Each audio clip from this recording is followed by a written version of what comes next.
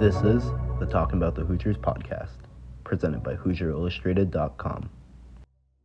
Hello, ladies and gentlemen. Welcome to the Talkin Bout the Hoosiers podcast, presented by HoosierIllustrated.com. I'm joined by Kyler Staley. I'm Drew Rosenberg. Back episode, I believe, 23. Yeah, episode 23. Kyler, how are you doing? Good. We are back. Talking about the Hoosiers is back for the football season and probably until consistently, hopefully until about probably March or so or April. We're here for a long haul, so it's good to be back. It's good to get this thing going again. Football's back. We actually get to talk about a game instead of just speculating, so that'll be fun. But other than that, I'm doing good. Drew, how you doing? I'm doing good. It's weird because, I feel like we've been talking or said the Kurt Cignetti era is about to start. I think I've said that maybe a million times at this point, and now it started. For those who didn't watch, I'm sure everyone who's listening or watching this podcast knows Indiana took down Florida International 31-7, but was a little closer than I think a lot of people would have hoped for, especially until a late touchdown from Elijah Green, 51-yard rushing touchdown, kind of really sealed it. But Kyler, I guess you were there. What were your kind of initial thoughts? Yeah, I talked about this in the post-game wrap-up that we do with John here at HoosierIllustrated.com, but I think the game went about as I pretty much expected it to. It was a dominant win. We're not beating around that or anything. It was a pretty dominant win, but it was pretty sloppy at times. It's week one. That's going to happen.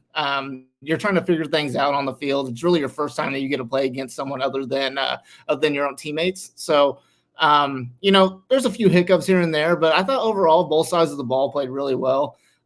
Defense did get a little lackadaisical at times. I think that's just fatigue at the end of the day, but obviously their conditioning will grow and get better throughout the season. But other than that, they were very, very, very active on that end. Swarmed the ball is what Cignetti said, and that's exactly what they did. Offensive wise, I thought there was a lot of excitement on that end, really, because I think the skill players, both the running back groups and the wide receiver group, you got to see that depth. And we had talked about that, how deep this team is as far as those skill positions. And they backed that up. There was a really balanced offensive attack, and I think overall the offensive line did well. So obviously you got to clean up a few things heading into this week, but overall I thought that game went about as I expected it to. Yeah, I'm going to get to your MVP from the game mine in a sec, but I wanted to, talk about the offense a little bit. The run game was obviously the biggest standout for Indiana. Over 230 rushing yards as a team. 3 guys reached 60 rushing yards. Tyson Lawton was the main guy, which was kind of unexpected. I think a lot of people going into the year expected Justice Ellison to be the number 1 running back. Instead, it was Lawton. That Justice Ellison still got 10 carries, and Elijah Green came in, had that big run at the end of the game. But it really seemed the offense took the foot off the gas. Cignetti has kind of talked about going for the jugular, going for the kill, in other words, all offseason. And Indiana had a chance to do it, went up 21-0, and then from there kind of just coasted. In the second half, the offense really struggled to get going until that big run by Green. Didn't have a touchdown until the final minute of the half. And while it's Florida International, so you didn't really need anything there. It's not the best sign moving forward, but again, it's week one. It's the first game of Kurt Cignetti's tenure as the coach. And clearly after the game, we've seen the memes, we've seen the post game. He was happy, but clearly wasn't too happy as, there's a lot he wants to clean up. One point I do want to make is penalties. I believe 9 total penalties for 80 yards for Indiana. That's something that has to clean up. Saw a couple drive killers and drive extenders on the opposite side of the football. I think there was one, it was kind of iffy with Aiden Fisher, the roughing the passer call, but that turns an incompletion into the first down of the game for FIU. So stuff like that, you got to clean up. It likely won't affect them when they play Western Illinois on Friday, but when you go into the teeth of the Big Ten schedule, the UCLA, Northwestern, Maryland, Nebraska, those teams that Indiana, those are games they need to win if they want to make a bowl game. You can't be making those mistakes. You can't be shooting yourself in the foot. But going to the MVPs, as I kind of alluded to earlier, Kyler, who was your MVP of the game? Yeah, I'm going to go with Aiden Fisher, middle linebacker, junior, I believe. So I don't know all the stats off the top of my head. I think he had a couple sacks, if I can remember. I know he had at least one. I felt like he had a ton of tackles for loss here, but I mean, he's easily the leader of this team. I think, obviously Curtis Rourke aside, Aiden Fisher just has a presence with him. We talked about it a little bit when we previewed this season. He really carries himself well, and he's been under Signetti for a little bit, so he knows what to expect. He knows what Coach Sig wants, out of his players. But I thought he showed out really well week one, proved how good he's going to be, and honestly, he's a superstar in a lot of ways for this team. So I think he's got all defensive potential when it comes to the Big Ten, just based off the performance we saw. And that defense is going to really rely on him. And I think he is that quarterback of that defensive unit. So I'm going to go with Aiden Fisher. I think he's going to be one of the more consistent players on this Indiana team moving forward all season. And I think he's going to be a really big help when it comes to like the IQ of the defense and just knowing where everyone needs to be. And I think there's just a lot of potential for him to be just really, really good this season. Yeah, I think a big thing from Fisher was the ability to shut down Keon Jenkins, FIU's quarterback. Indiana has had a history of struggling with mobile QBs. Keon Jenkins is that, and they really shut him down. Finished the game with negative rushing yards because of the sacks. But as a team, FIU, 53 total rushing yards, averaging 1.8 yards per carry. Those are really good numbers, something to hang your hat on if you're the Indiana defense. And it was really led by Aiden Fisher. I also want to shout out Jalen Walker, the other linebacker, because he played well too for Indiana. My MVP, though, I'm going to go to the other side of the ball. I was between two guys, Carter Smith and Bray Lynch. I'm just going to say co-MVPs for them. Two guys really stood out on the offensive line. Bray Lynch wasn't someone that we expected to start. And then you have the injury to Nick Kidwell and Tyler Stevens kind of falling out of favor with Kurt Signetti. Bray Lynch established himself as the starting guard. Carter Smith was always going to be the star of this offensive line. For the season in our preview, he was my offensive MVP for Indiana. And he did his job, had a PFF grade of 89.2. And I think that was the top grade in the Power 4. And then Bray Lynch, 87.8, which was 4th in the Big Ten and 7th in the Power 4. Two really good performances from on the offensive line. There were still some questions about the offensive line. Some of the pass pro wasn't great. We saw Indiana really didn't take any deep shots. Curtis Rourke found himself in trouble having to avoid sacks and roll out of some collapsed pockets and make some plays with his feet, which was good to see from Rourke. But against FIU, you want to be able to keep the quarterback a little cleaner. So moving forward, it'll be something to kind of keep an eye on. But really, those two guys stood out in my eyes for Indiana football. And yeah. I guess moving forward, oh, yeah. You want to jump in, Kyle? Yeah, sorry. I was just going to add in, not to interrupt Drew, but no, I think for the most part, the offense was really, really solid. You did want to see them take a little bit more shots deep.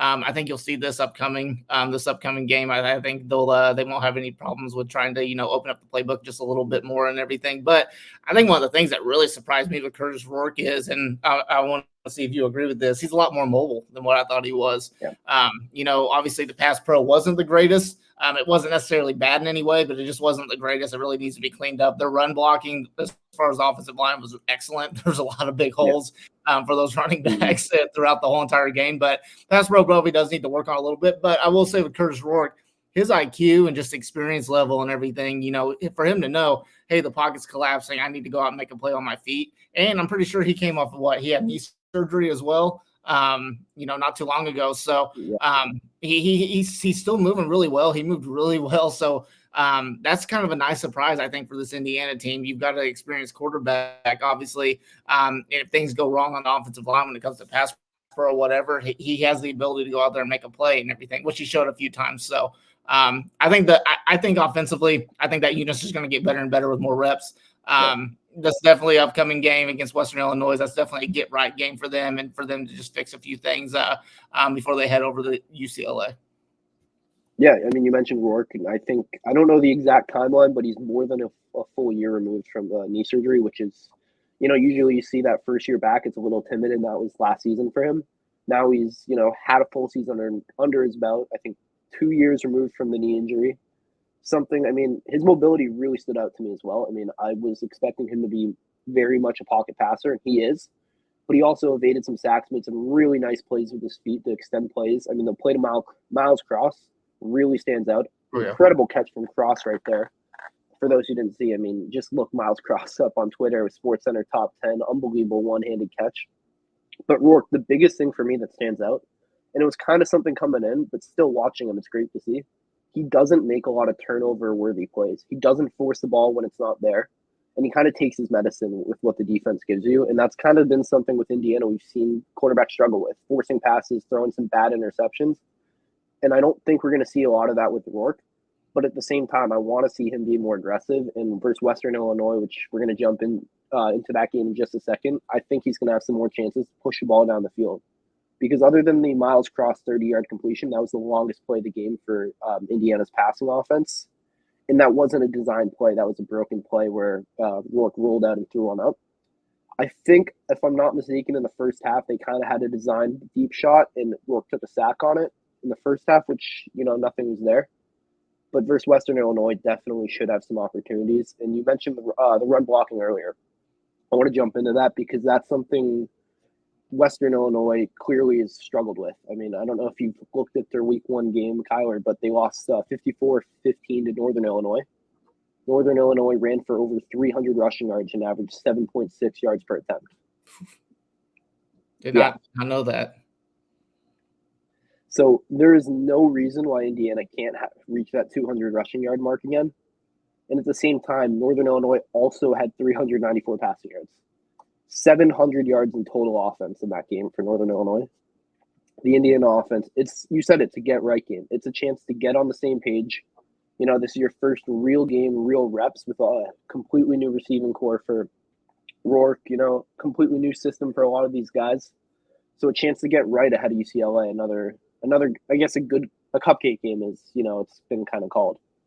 Yeah, for sure. And obviously you don't want to look past any team when it comes to your schedule. And Cignetti's obviously not doing that. This Indiana team's not doing that. But same time, it's all about being smart. Obviously with this game, you do want to open up your playbook a little bit. You want to see what works and what doesn't, but you don't want to show too much. Obviously the main thing I think for this game is everyone to remain healthy. I mean, there already is some health question marks right now with Donovan McCauley. Right now there's one of them right there. So I don't expect him to play. Obviously there's no reason for him to play this game, just to risk further injury or whatever. But I do want to see some different packages. I want to see Rourke, you mentioned it. I want to see him be a little bit more aggressive this game and kind of open up his arm and see what he can do. That's the thing with this Indiana team. We talked about the skill players, just the amount of depth. I mean, there's just weapons, man. And they throw so many different people at you, so many different options. I don't think people expected what was it Cross and Omar Cooper Jr. For those guys to be the leading receivers of the week 1. I think a lot of people thought it was going to be Sarrett or McCauley. So, and those guys honestly weren't even that big of a factor when it comes to that game.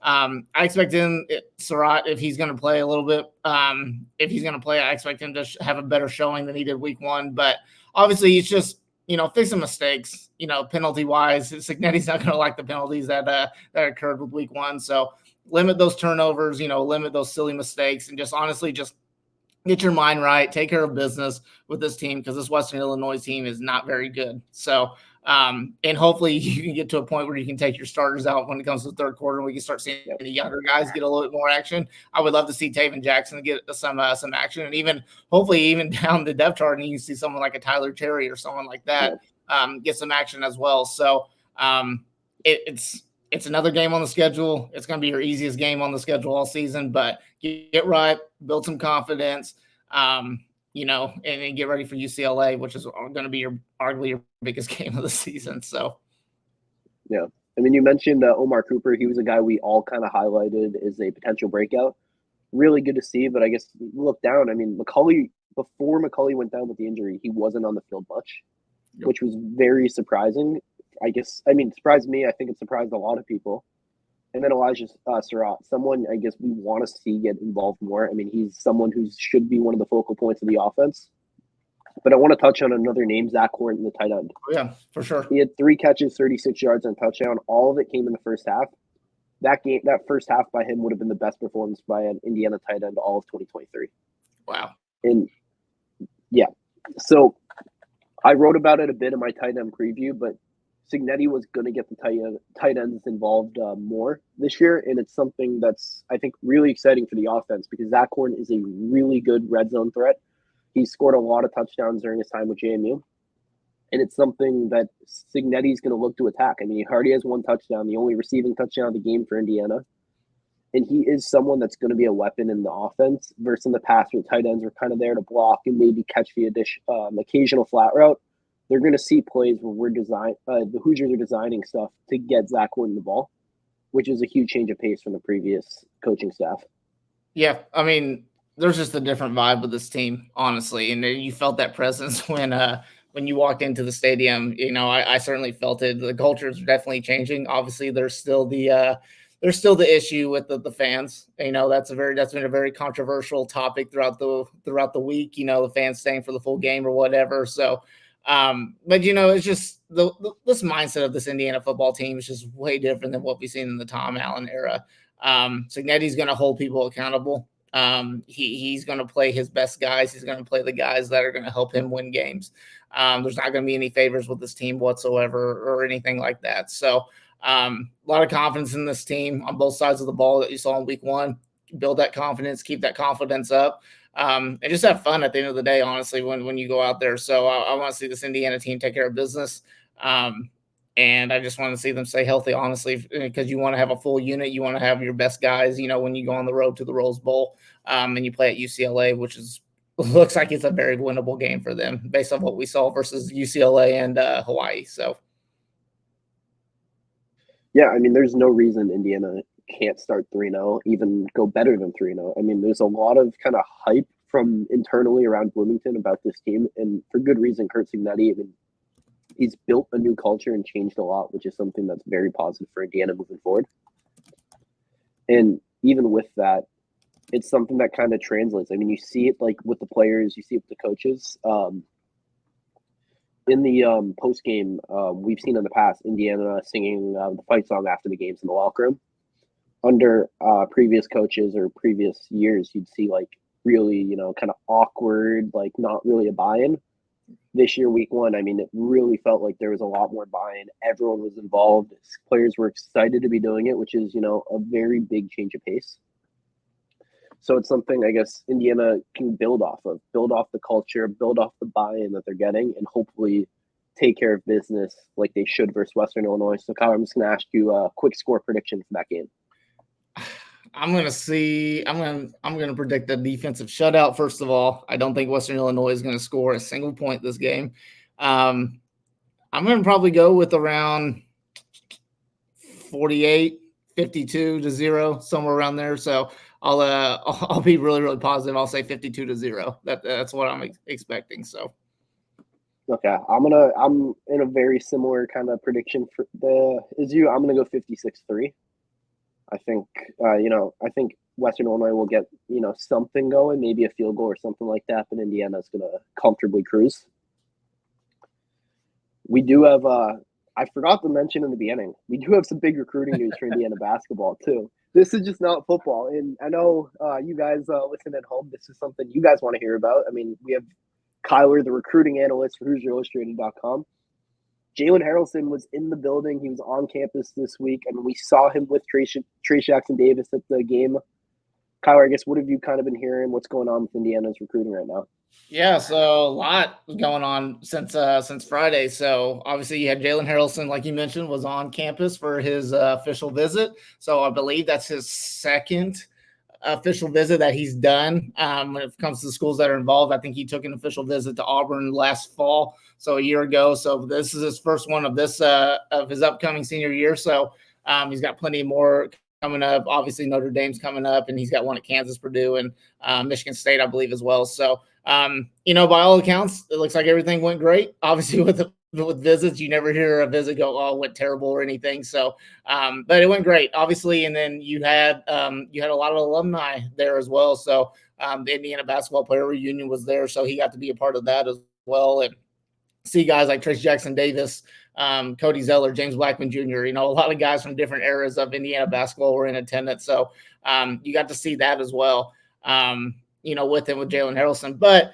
obviously official visits are pretty much set throughout the fall. I feel like there's more and more that keeps getting added every day for Indiana. But with that, coaches are allowed to be out and about on the road now. So that'll be the case for the next few months as, fall practices are taking place for a lot of high school teams as well. So Indiana basketball staff is on the road currently this week. So they actually just made their first stop up to Lalu to go see Jalen again. So did that on, what was it, Wednesday morning. And then also went and saw another key target in Braylon Mullins as well. So had lunch with him. The entire staff, Kenya Hunter, Yusir Rose, and Brian Walsh, and of course Mike Woodson were there as well. Going to see Trent Sisley on Thursday. Go see him down in Montverde Academy. And then I'm trying to think of a few other names. Mikael Brown Jr., I believe they're going to go see him. Bryson Tiller, Jaden Johnson, a lot of different guys that they're also recruiting as well as they gear up for the fall or whatnot. So obviously we know what the key targets are for Indiana. I think Indiana sits pretty well with a lot of the guys that they're recruiting right now, especially the in-state guys when you look at Jalen Harrelson, Braylon Mullins, and Trent Sisley. So obviously those guys are key priority targets. And what I love about this Indiana staff is, a lot of staffs they'll break up and, some will go to see this player, some will go see another player. Now this is a unit. So they're going to go be a unit. They're going to show a family atmosphere, and that's kind of what they're doing. So these next coming months, when it comes to recruiting, is going to be very, very big. I think the top guys that they're looking at are going to be committing soon. To whatever college that they choose. So you always got to be looking onto that. But recruiting, when it comes to the fall, it's not just football season that starts. It's recruiting season. So a lot to really look forward to and a lot to look out for. Yeah, I mean, you mentioned Braylon Mullins. He's a person we've talked about a lot on this podcast. I mean, you've watched him play many times. He had a really busy day, not just Indiana, and to see him, the Michigan staff, North Carolina, Kentucky. I know Rick Barnes was there too from Tennessee. We've talked about it. We've said it. He was one of the biggest, if not the biggest riser after the spring. I mean, he went from on the radar of a lot of programs to on the radar of every single program in the country. And I think his recruitment's going to be one of the most important for Indiana. If Indiana lands Braylon Mullins, I think Braylon Mullins, I'd even say Harrelson might be higher, but I think for the recruiting class, I'd say Mullins might be a little more important.